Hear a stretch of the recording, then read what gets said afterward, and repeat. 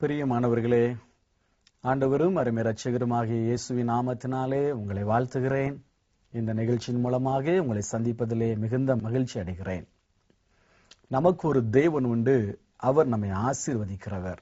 பலவிதமான ஆசீர்வாதங்களை தேவன் நமக்கு ஒவ்வொரு நாளும் கொடுத்து நம்மை சந்தோஷப்படுத்துகிறார். தேவன் கொடுக்கிற ஆசீர்வாதங்களிலே மேன்மையான ஒரு ஆசீர்வாதம் ரட்சிப்பு. கிறிஸ்தவ வாழ்க்கையினுடைய அஸ்திபாரமே ரட்சிப்பில் தான் இருக்கிறது. யார் ரட்சிக்கப்பட்டிருக்கிறார்களோ அவர்கள்தான் தேவனுடைய பிள்ளைகள் என்று தேவனுடைய வார்த்தை சொல்லுகிறது. கிறிஸ்தவ பெயர் வைப்பதனாலேயோ அல்லது பக்தியினாலேயோ ஒழுங்காக ஜெபம் பண்ணுவதனாலேயோ தேவனுடைய பிள்ளையாக மாறிவிட முடியாது. ரட்சிக்கப்பட்டவர்களுக்கு மாத்திரம்தான் தேவனுடைய பிள்ளை என்ற ஒரு உரிமை கொடுக்கப்பட்டிருக்கிறது. ரட்சிக்கப்பட்டவர்கள் தான் உரிமையோடு தேவனிடத்திலே எந்த காரியத்தையும் கேட்க முடியும். தைரியமா அவரிடத்துல போய், ஆண்டவரே எனக்கு இந்த ஆசீர்வாதத்தை தாரும், இந்த சுகத்தை தாரும், இந்த அற்புதத்தை செய்யும் ஆண்டவரே என்று உரிமையோடு நாம் கேட்கலாம். ரட்சிக்கப்பட்டவர்களுக்குத்தான் உள்ளத்திலே மெய்யான சந்தோஷம், மெய்யான சமாதானம் இருக்கும். இந்த ரட்சிப்பை இயேசு கிறிஸ்துவை தவிர வேறு ஒரு நபரும் கொடுக்கவே முடியாது. ஏனால் வானத்தின் கீழே பூமியின் மேலே ஒரு மனிதனை ரட்சிப்பதற்கு இயேசு என்கிற நாமத்தை தவிர வேறொரு நாமம் கட்டளையிடப்படவில்லை என்று தேவனுடைய வார்த்தை சொல்லுகிறது. நம்முடைய பாவங்களை அறிக்கையிட்டு அவருடைய இரத்தத்தினால் கழுவப்படும் பொழுது மாத்திரம்தான் ஒரு மனிதன் ரட்சிக்கப்பட முடியும். ரட்சிக்கப்பட்டவர்களுடைய பெயர்கள் மாத்திரம்தான் ஜீவ புஸ்தகத்திலே எழுதப்படும். அவர்கள்தான் பரலோகத்திற்கு செல்ல முடியும். மற்ற அத்தனை பேரும், அது யாராய் இருந்தாலும் சரி, எவ்வளவு ஒரு பக்தியுள்ளவர்களாய் இருந்தாலும் சரி, எவ்வளவு காணிக்கை கொடுக்கிறவர்களாய் இருந்தாலும் சரி, நரக அக்னியில் தான் விழுவார்கள் என்று தேவனுடைய வார்த்தை சொல்லுகிறது. நம்மில் அநேகரை தேவன் ரட்சித்து அவருடைய பிள்ளைகளாய் மாற்றியிருக்கிறார். இது தேவன் நமக்கு கொடுத்த ஒரு மிகப்பெரிய ஒரு ஆசீர்வாதம். ஆனால் இன்றைக்கு அநேக தேவனுடைய பிள்ளைகளை பார்க்கும் பொழுது, உங்களுக்காக எதற்காக ஜெபம் பண்ண வேண்டும் என்று கேட்கும் பொழுது அவர்கள் சொல்லுகிற ஒரு காரியம், ஐயா, நான் ரட்சிக்கப்பட்டிருக்கிறேன், என் குடும்பத்திலே என்னுடைய கணவர் ரட்சிக்கப்படவில்லை, என்னுடைய மனைவி ரட்சிக்கப்படவில்லை, என்னுடைய பிள்ளைகள் ரட்சிக்கப்படவில்லை, என்னுடைய குடும்பத்தினுடைய உறவினர்கள் ரட்சிக்கப்படவில்லை. இதனாலே குடும்பத்திலே பலவிதமான போராட்டங்கள், உபத்திரவங்கள், வேதனைகள், சமாதானமற்ற நிலைமை என்று சொல்லுகிறதை கேள்விப்படுகிறோம். குடும்பத்திலே ஒருவர் ரட்சிக்கப்பட்டு மற்றவர் ரட்சிக்கப்படாமல் இருப்பார்கள் என்றால் அந்த ரட்சிக்கப்பட்ட நபருக்கு பலவிதமான பிரச்சனைகள் வரும்.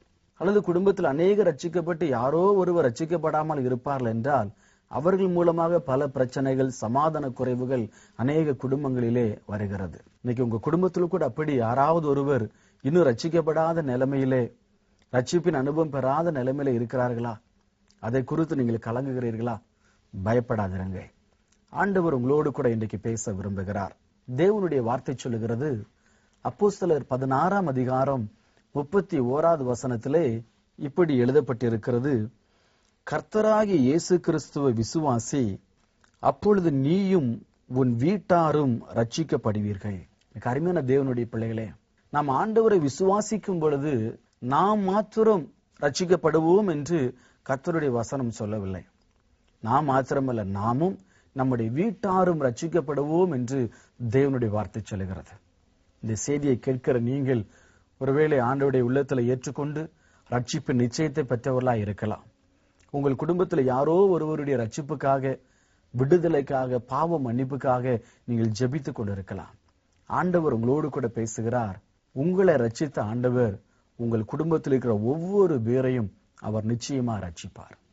தேவனுடைய வார்த்தை ஒரு நாளும் பொய் சொல்லாது.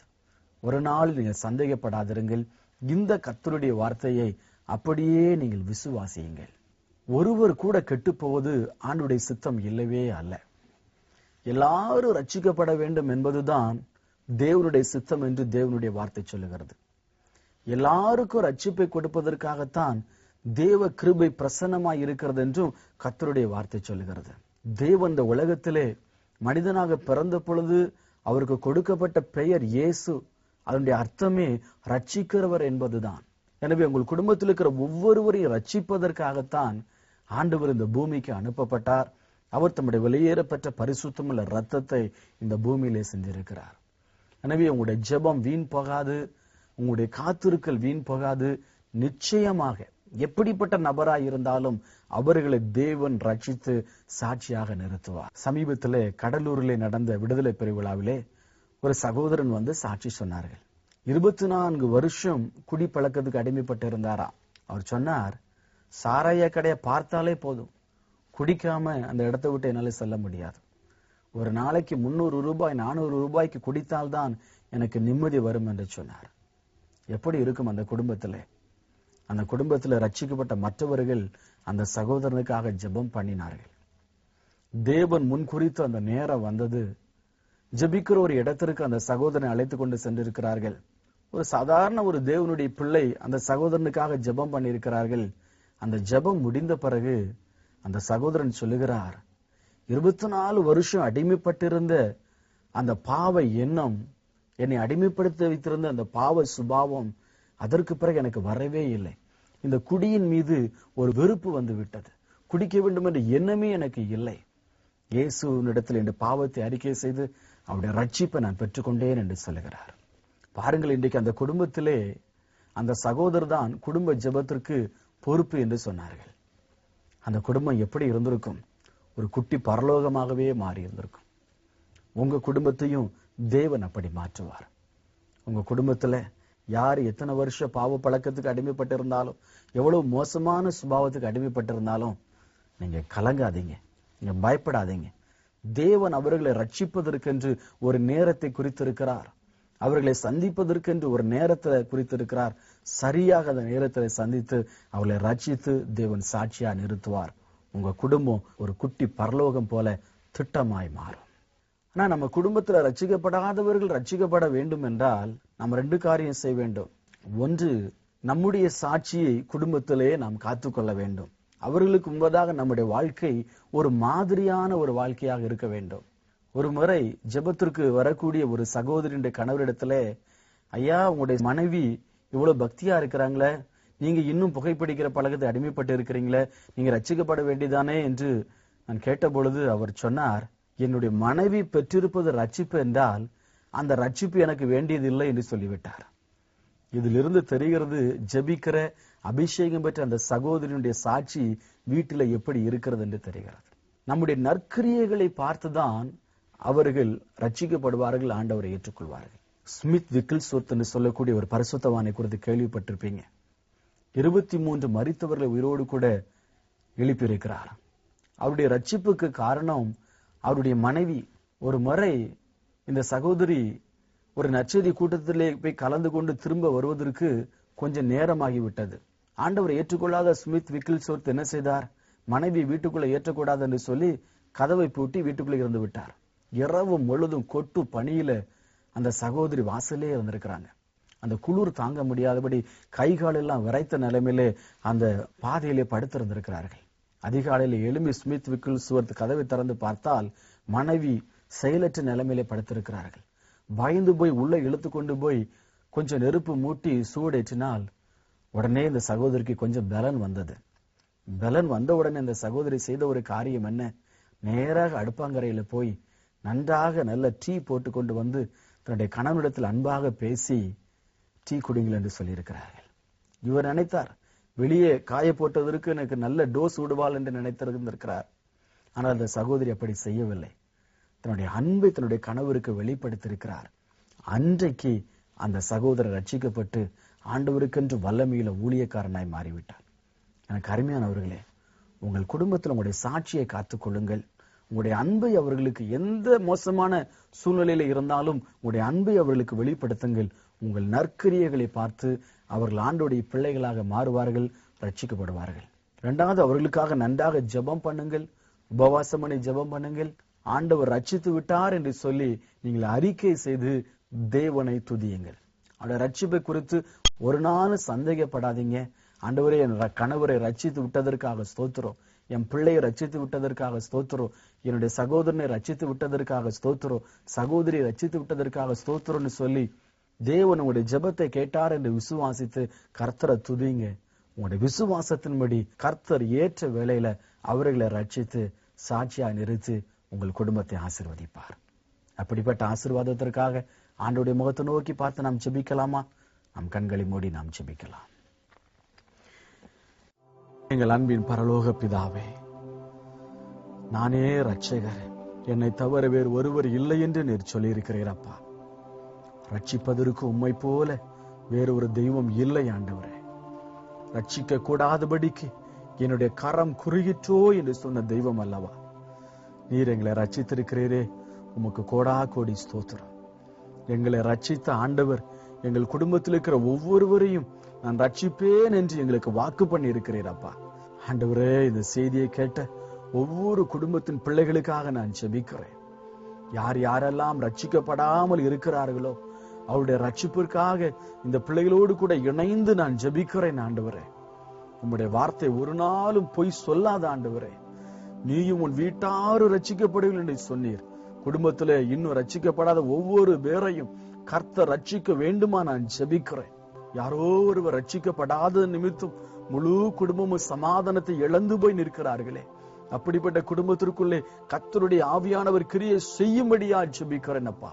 ரட்சிப்பை தடை செய்கிற, இருதயத்தை கடினப்படுத்துகிற எல்லா சகல சத்துருடைய வல்லமைகளை இயேசுவின் நாமத்தினாலே கடிந்து கொண்டு ஜெபிக்கிறேன் ஆண்டவரே. ஆண்டவரே, ஒவ்வொரு குடும்பத்தையும் ஒரு குட்டி பரலோகமாக நீர் மாற்றுவீராக. நீதிமானுடைய கூடாரத்திலே ரட்சிப்பின் கம்பீர சத்தம் உண்டாகும் என்று சொன்னீரப்பா. ஒவ்வொருடைய வீடுகளுக்குள்ளே ரட்சிப்பின் கம்பீர சத்தம் உண்டாகும்படியா ஜெபிக்கிறேன். அப்பனே, நீர் அப்படி செய்கிறதற்காக உமக்கு ஸ்தோத்திரம். சீக்கிரமா இந்த ஆண்டிற்குள்ளாக ஆண்டவரை ரட்சிக்கப்படாத ஒவ்வொரு பேரையும் கர்த்தர் ரட்சிக்க போகிறதற்காக உமக்கு ஸ்தோத்திரம், ஸ்தோத்திரம், ஸ்தோத்திரம். உடைய இருதயத்தை கர்த்தர் மாற்றுகிறதற்காக ஸ்தோத்திரம். பாவ சுபாவங்களை வேரோடு பிடுங்கி எறிகிறதற்காக உமக்கு ஸ்தோத்திரம் ஐயா. அவருடைய பேர்களை ஜீவ புஸ்தகத்திலே எழுதுகிறதற்காக ஸ்தோத்திரம். தாப்பனே, இந்த காலையில யார் யாரெல்லாம் ஜெபிக்கிறார்களோ ஒவ்வொரு குடும்பங்களை நீர் ஆசீர்வதியும் ஆண்டவரே. அவர்களுக்கு வேண்டிய அத்தனை ஆசீர்வாதங்களையும் கர்த்தர் கொடுப்பீராக. உலக பிரகாரமான, சரீர பிரகாரமான அத்தனை நன்மைகளையும் கொடுத்து உம்முடைய பிள்ளைகளை நீ சந்தோஷப்படுத்தும். அப்படி செய்கிறதற்காக உமக்கு ஸ்தோத்திரம். அது பெரிய நாம மாத்திரம் மகிமைப்படட்டும். இயேசுவின் நாமத்தில் ஜெபிக்கிறேன் ஜீவனுள்ள நல்ல பிதாவே, ஆமென், ஆமென். பிரியமானவர்களே, ஆண்டவர் உங்களுடைய ஜெபத்தை கேட்டிருக்கிறார். உங்கள் குடும்பத்தில் இருக்கிற அத்தனை பேரும் ரட்சிக்கப்பட போகிறார்கள். உங்க குடும்பம் ஒரு பரலோகமாக மாறப்போகிறது. ஆமென்.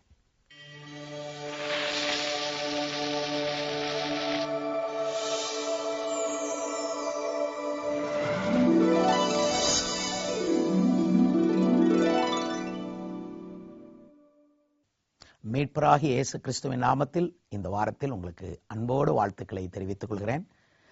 இந்த வார வேத பாடத்தை கேட்பதற்கும் குறிப்பெடுப்பதற்கும் நீங்கள் ஆயத்தமாயிருக்க நம்புகிறேன்.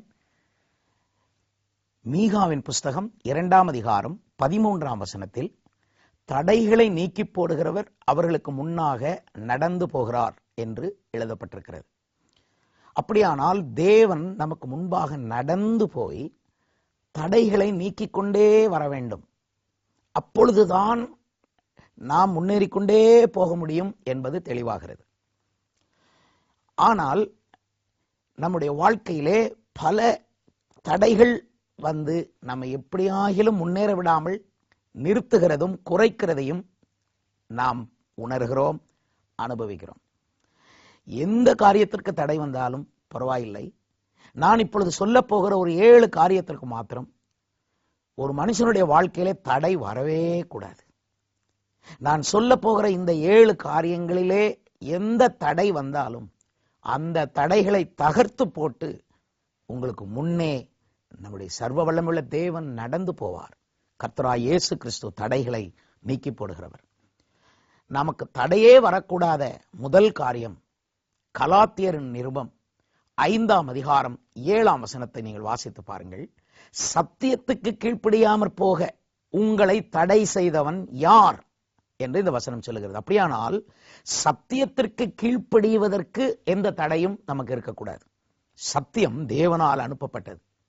இயேசு கிறிஸ்து அந்த சத்தியத்தை உறுதிப்படுத்தினார். அந்த சத்தியத்துக்கு நாம் கீழ்ப்படிந்தால் நமக்கு விடுதலை உண்டு என்பது நமக்கு தெரியும். சத்தியத்தை அறிவீர்கள், சத்தியம் உங்களை விடுதலையாக்கும் என்று சொல்லப்பட்டிருக்கிறது. என்னுடைய பிள்ளைகள் சத்தியத்தில் நடக்கிறார் என்ற சந்தோஷத்தை பார்க்கலும் வேறே சந்தோஷம் இல்லை என்று வேதம் சொல்லுகிறது. அப்படியானால் சத்தியத்துக்கு நீங்கள் கீழ்ப்படிந்து ஆக வேண்டும். வேத சத்தியங்கள் பல. எந்தெந்த சத்தியங்களுக்கு நீங்கள் கீழ்ப்படிய வேண்டும் என்று ஜெபித்து வேதத்திலிருந்து கண்டுபிடித்து, உங்களோட போதகர்கள் உங்களுக்கு போதிக்கிறதிலிருந்து நீங்கள் கண்டுபிடித்து ஜெபித்து கீழ்ப்படிய வேண்டும். சத்தியத்துக்கு கீழ்ப்படுகிற விஷயத்தில் உங்களுக்கு தடை வரவே கூடாது. சாப்பிட தடை வந்தாலும் பரவாயில்லை, சத்தியத்துக்கு கீழ்ப்படுகிறதற்கு தடை மட்டும் உங்கள் வாழ்க்கையில வரக்கூடாது. இன்றைக்கும் உறுதி செய்து கொள்ளுங்கள். இரண்டாவதாக 1 கொரிந்தியர் 9ஆம் அதிகாரம் 12ஆம் வசனத்தை நீங்கள் வாசிக்கும் பொழுது, கிறிஸ்துவின் சுவிசேஷத்திற்கு யாதொரு தடையும் உண்டாகாதபடிக்கு நாங்கள் பாடுபடுகிறோம் என்று பரிசுத்த பவுல் சொல்லுகிறார். அப்படியானால் கிறிஸ்துவின் சுவிசேஷத்திற்கு யாதொரு தடையும் வரவே கூடாது. சுவிசேஷத்தை அறிவிக்கிறது ஆட்களுக்கு விடுதலையை கொடுக்கிறது, ஆத்ம ரட்சிப்பை கொடுக்கிறது, அது பரலோக வாசலை திறக்கிறது, நரக வாசலை அடைக்கிறது, பாதாளத்திலிருந்து மனிதனை மீட்கிறது, சாபத்தை மனிதனிலிருந்து நீக்கி விடுகிறது, வியாதிகளையும் குணமாக்குகிறது. சுவிசேஷம், அதற்கு மட்டும் தடை வரக்கூடாது. உங்களுடைய வீட்டுக்குள், உங்களுடைய தெருவுக்குள் சுவிசேஷத்திற்கு மட்டும் தடை கூடவே கூடாது. சுவிசேஷம் அறிவிக்கப்படுவதற்கு உங்களுடைய ஜீவிய சாட்சி, நீங்கள் ஜீவிய சாட்சியை இழப்பீர்களானால் அதுவே தடையாகும். எனவே ஜீவிய சாட்சியை காத்துக்கொள்ளுங்கள். சுவிசேஷம் அறிவிக்கப்படுவதற்கு தடை என்ன தெரியுமா? ஆத்ம பாரம் குறைகிறது தான். எனவே ஆத்ம பாரம் குறையாமல் காத்துக்கொள்ளுங்கள். ஆத்ம தாகம் குறைந்தால் அதுவே சுவிசேஷ வேலைக்கு தடையாகும். பணம் பற்றாக்குறை கூட அநேக சமயங்களிலே சுவிசேஷம் அறிவிப்பதற்கு தடையா இருக்கிறது. எனவே சுவிசேஷ வேலைக்கு பணமும் தேவைதான். எனவேதான் நாம் பணங்களை உதவி செய்கிறோம், பணங்களை அனுப்புகிறோம் சுவிசேஷ வேலைக்காக. ஆள் இல்லாததும் சுவிசேஷ வேலைக்கு தடையாயிருக்கிறது. போய் சொல்லுவதற்கு ஆட்கள் குறைவு என்கிற அந்த விஷயம் கூட கிறிஸ்துவின் சுவிசேஷத்திற்கு தடையா இருக்கிறது. ஆனால் உங்களுக்கு சொல்கிறேன், கிறிஸ்துவின் சுவிசேஷத்திற்கு மாத்திரம் எவ்விதத்திலும் உங்கள் வட்டாரத்தில் தடை இல்லாதபடிக்கு நீங்கள் கவனமாயிருக்க கேட்டுக்கொள்கிறேன். சுவிசேஷத்தை அறிவியுங்கள், சுவிசேஷத்துக்கு கீழ்ப்படியுங்கள். மூன்றாவதாக 1 கொரிந்தியர் 7ஆம் அதிகாரம் 4ஆம் வசனத்தை வாசித்து பார்க்கும் பொழுது, உபவாசத்திற்கும் ஜெபத்திற்கும் தடையிராதபடிக்கு கணவன் மனைவி ஒருவருக்கொருவர் சம்மதம் பெற வேண்டும். இந்த அர்த்தத்தில் அந்த வசனம் அங்கே சொல்லப்பட்டிருக்கிறது. உபவாசத்திற்கும் ஜெபத்திற்கும் யாதொரு தடையும் இருக்கக்கூடாது. நான் ஏற்கனவே சொன்னேன், அநேக காரியங்களுக்கு தடை வரலாம். அந்த தடை கொஞ்ச நாள் இருக்கும், போகும். சில காரியங்களுக்கு வாழ்நாளெல்லாம் தடைதான். ஆனால் உபவாச ஜெபத்திற்கு மட்டும் தடையே வரக்கூடாது. வாரத்தில் ஒரு நாள் உபவாசம் பண்ணி ஜெபிப்பதற்கு தடையே இருக்கக்கூடாது. உபவாச ஜெபத்திற்கு செல்வதற்கு உங்களுக்கு தடை வரக்கூடாது. இதிலே நீங்கள் தான் கவனமா இருக்க வேண்டும், கொஞ்சம் எச்சரிக்கையா இருக்க வேண்டும். ஒரு மனதோடு குடும்பத்தை நீங்கள் கீழ்ப்படிய பண்ணி இந்த ஜெபத்திற்கு உண்மையா இருக்க வேண்டும். கணவன் மனைவியினுடைய உபவாச ஜெபத்திற்கு தடையா இருக்கக்கூடாது, கணவனுடைய உபவாச ஜெபத்திற்கு மனைவி தடையா இருக்கக்கூடாது. 2 பேரும் கவனமா இருக்க வேண்டும். இதிலிருந்து என்ன தெரிகிறது என்றால், கணவனும் மனைவியும் கட்டாயம் உபவாசம் பண்ணி ஜெபம் பண்ண வேண்டும் என்கிறதையும் காண்கிறோம். அதனால தான் குடும்பம் கட்டப்படும். உபவாச ஜெபத்திற்கு தடை வருமானால் குடும்பத்தில் பிரச்சனைகளும் தொடரும். எனவே தான் நீங்கள் உபவாசித்து ஜெபிக்க வேண்டும். நான்காவதாக 1 கொரிந்தியர் 14ஆவது அதிகாரம் 39ஆம் வசனத்தை நீங்கள் வாசிக்கும் பொழுது, அந்நிய பாஷை பேசுகிறதற்கும் தடை பண்ணாதிருங்கள் என்று சொல்லப்பட்டிருக்கிறது. இந்த வசனத்திலிருந்து என்ன தெரிகிறது என்றால், பரிசுத்தாவினால் நிறைந்த ஒரு வாழ்க்கைக்கு தடையே கூடாது. அந்நிய பாஷைகளை பேசி தடையில்லாமல் ஜெபிக்கிற ஒரு ஜெப வாழ்க்கைக்கு, ஆவியின் அனலோடு கூட ஜெபிப்பதற்கான ஒரு ஜெப வாழ்க்கைக்கு மட்டும் தடை இருக்கவே கூடாது. அனுதினமும் அந்நிய பாஷைகளை பேசி நீங்கள் ஜெபிக்க வேண்டும். அந்நிய பாஷைகள் தேவனோடு ரகசியம் பேசுவதாகும். அந்நிய பாஷைகள் உங்களுடைய சுய பக்தி விருத்திக்கு தேவன் கொடுத்திருக்கிறார். அந்நிய பாஷைகளில் பேசி ஜெபிக்கும் பொழுது சாத்தானுக்கு அந்த பாஷைகள் விளங்காது. அந்நிய பாஷைகளில் பேசி ஜெபிக்கும் பொழுது மற்ற வரங்கள் எல்லாம் விடுதலையாகும், ரிலீஸ் ஆகும். அந்நிய பாஷை தான் வாசல் போல, மற்ற வரங்களெல்லாம் அந்த வாசல் வழியாக அது புறப்பட்டு வர வேண்டும். அந்நிய பாஷைகளை பேசி ஜெபியுங்கள். அது தேவதூதருடைய பாஷை, பரலோக பாஷை, தேவனுடைய பாஷை, அது மனுஷருடைய பாஷை, அது எல்லா பாஷைகளையும் கலந்து பேசும் ஒரு தெய்வீக மொழி. தடையே பண்ணாதிருங்கள். அந்நிய பாஷை பேசி ஜெபிக்கிறவர்களுக்கு தடை செய்யாதிருங்கள். தடை செய்யப்படக்கூடாத 5வது காரியம் என்னாகமம் 12ஆம் அதிகாரம் 27, 28 ஆகிய வசனங்கள். இந்த வசனங்கள் நாம் படிக்கும் பொழுது, பாளையத்தில் சிலர் தீர்க்க தரிசனம் சொன்னார்கள். அப்பொழுது சிலர் மோசேயினிடத்தில் ஓடி வந்து, என் ஆண்டவனாகிய மோசேயே, அவர்களை தடை பண்ணும் என்று கேட்டுக்கொண்டார்கள். அப்பொழுது மோசே சொன்னான், பாளையத்தில் இருக்கிற எல்லாரும் தீர்க்க தரிசனம் சொல்வது தேவ சித்தம் என்றான். இதிலிருந்து என்ன தெரிகிறது என்றால், தீர்க்க தரிசனம் உரைப்பதற்கு தடை இருக்கவே கூடாது. தீர்க்க தரிசனம் இல்லாவிட்டால் ஜனங்களுக்குள் சீர்குலைவு ஏற்படும், ஒழுக்க குறைவுகள் ஏற்படும், உற்சாகம் இருக்காது, அறவுரை, அறிவுரை, ஆலோசனை இவைகள் இருக்காது, எதிர்காலத்தை பற்றிய விளக்கம் இருக்காது. எனவேதான் தீர்க்க தரிசனம் தேவை. எதிர்காலத்தில் என்ன நடக்கப் போகிறது என்பதை அறிய தீர்க்க தரிசன வரம் சபையிலே இருக்க வேண்டும். உங்கள் வாழ்க்கையிலே தீர்க்க தரிசன வரத்துக்காக நீங்கள் விரும்பலாம், நாடலாம், ஜெபிக்கலாம். தேவன் தீர்க்க தரிசன ஆவியினால் உங்களையும் நிரப்ப முடியும். திடன் கொண்டு தைரியமாய் தீர்க்க தரிசனம் சொல்லுங்கள். உங்களுக்குள் அதை தடை செய்யாதிருங்கள், பயப்படாதிருங்கள், பரியாசம் பண்ணுவார்களே என்று யோசிக்காதிருங்கள். தீர்க்க தரிசனத்திற்கு தடையே இருக்கக்கூடாது. இது கடைசி காலம். தடை இருக்கக்கூடாத 6வது காரியம் ரோமர் 1ஆம் அதிகாரம் 13ஆம் வசனம். பவுல் சொல்கிறார், உங்களிடத்தில் வர பல முறை நான் யோசனையாயிருந்தேன், ஆயினும் இதுவரைக்கும் எனக்கு தடை உண்டாயிற்று என்று பவுல் சொல்கிறார். என்ன அர்த்தம்? ஒரு தேவ மனுஷன் விசுவாசிகளை சந்திக்கிறதற்கு தடையே இருக்கக்கூடாது. பவுல் ஜனங்களை சந்திக்க விரும்பினார். அந்த பெரிய பரிசுத்தவான் ஐயா பவுலுக்கே பல முறை தடை உண்டாயிற்று. ஏனென்றால் பவுல் ஜனங்களை சந்தித்தால் ஜனங்களுக்குள் எழுப்புதல் வரும், வரங்கள் கட்டவிழ்க்கப்படும், துருபதேசங்கள் உடைக்கப்படும், நல்ல ஆலோசனைகள் கிடைக்கும், விழுந்து கிடக்கிறவர்கள் தூக்கப்படுவார்கள், பெரிய மாற்றங்கள் உண்டாகும் என்று அறிந்து வேண்டுமென்றே தேவ மனிதர்களும் தேவ ஜனங்களும் சந்திக்க விடாதபடி தடைகளை பிசாசு ஏற்படுத்தக்கூடும். இதனால்தான் வசனம் சொல்கிறது, தேவனுடைய மனுஷன் விசுவாச மக்களை சந்திக்கிறதற்கு தடையே இருக்கக்கூடாது. ஒன்று, நாங்கள் வந்து உங்களை சந்திக்க வேண்டும், இல்லை நீங்கள் வந்து எங்களை சந்திக்க வேண்டும். சந்திப்பு ரொம்ப முக்கியம். Personal encounter with a man of God is essential. உங்க வாழ்க்கையில ரொம்ப முக்கியம் அது. அதனால் தான் வேதமே வெளிச்சம் என்ற இந்த நிகழ்ச்சி மூலம் உங்களை நாங்கள் சந்திக்கிறோம். இந்த போன்ற பல நிகழ்ச்சிகள் மூலமாக உங்களை நாங்கள் நேருக்கு நேர் சந்திக்க விரும்புகிறோம். தேவன் உங்களை ஆசீர்வதிப்பாராக. தேவ மனுஷர்கள் உங்களை சந்திக்க தடை இருக்கக்கூடாது. 7வதாக எஸ்ராவின் புஸ்தகம் 4ஆம் அதிகாரம் 24ஆம் வசனத்தை குறித்துக் கொள்ளுங்கள். தேவனுடைய ஆலயத்தின் வேலை தடைப்பட்டு பெர்சிய ராஜா தரியுவின் 2ஆம் வருஷம் மட்டும் நிறுத்தப்பட்டிருந்தது என்று வசனம் சொல்லுகிறது. எவ்வளவு வருத்தம்! தேவனுடைய ஆலயத்தின் வேலை தடைப்பட்டு நிறுத்தப்பட்டது. குறிப்பிட்ட ராஜா தரியுனுடைய 2ஆம் வருஷம் மட்டும் தடுத்து நிறுத்தப்பட்டது. இந்த வசனத்திலிருந்து என்ன சத்தியத்தை கற்றுக்கொள்கிறோம் என்றால், தேவனுடைய ஆலயம் கட்டப்படுவதற்கு தடை இருக்கவே கூடாது.